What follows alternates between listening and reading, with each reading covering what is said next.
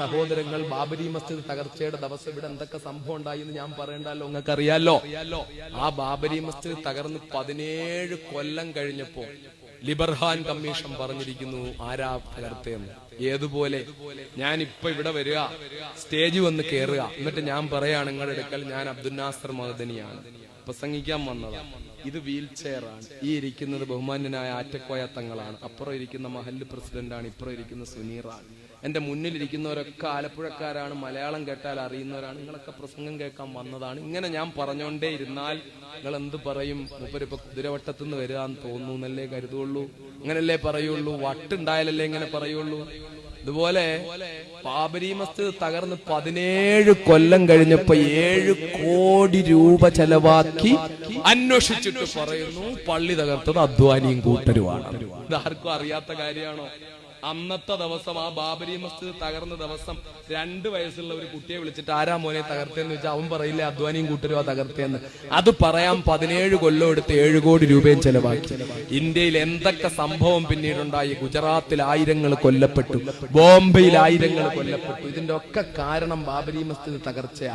ഈ ബാബരി മസ്ജിദ് തകർത്തത് ആരാണെന്ന് 17 കൊല്ലം 7 കോടി രൂപ ചെലവാക്കി അന്വേഷിച്ചിട്ട് വന്നിട്ട് ഇത് ഇന്ന ആളുകളാണ് ബാബരി പള്ളി തകർത്തതെന്ന് പറഞ്ഞിട്ട് ആ തകർത്ത ആളുകളിൽ ആരെങ്കിലും ഒരാളെ 1 മണിക്കൂർ അറസ്റ്റ് ചെയ്ത് ജയിലിൽ വെക്കാൻ ഈ രാജ്യത്ത് ഭരണകൂടം ഉണ്ടോ മക്കളെ? 100 രൂപ അവർക്കെതിരെ പിഴയിടാൻ ഈ രാജ്യത്ത് ഗവൺമെന്റ് ഉണ്ടോ? ഇന്നും താക്കറെ നെഞ്ചത്ത് കൈവച്ചുകൊണ്ട് പറയുന്നു ഷാറൂഖ് ഖാൻ പാകിസ്ഥാന്റെ കളിക്കാരെ ഇവിടെ കളിപ്പിക്കണമെന്ന് പറഞ്ഞതിന്റെ പേരിൽ അയാളുടെ സിനിമ റിലീസാകുന്നതൊക്കെ കത്തിച്ചു കളയുമെന്ന് പറഞ്ഞു.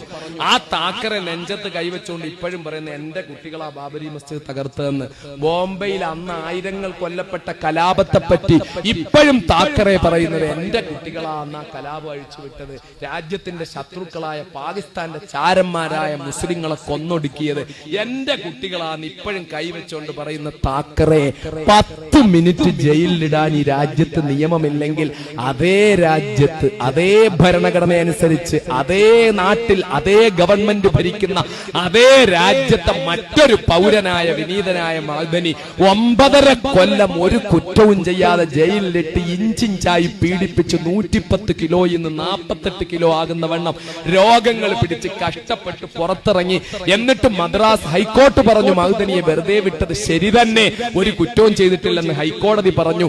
ഇതൊക്കെ കഴിഞ്ഞിട്ട് ഇന്ന് വരെ പിന്നെ ഏതെങ്കിലും ഒരു ചെറിയ ഒരു പെറ്റി കേസ് പോലും എടുക്കാൻ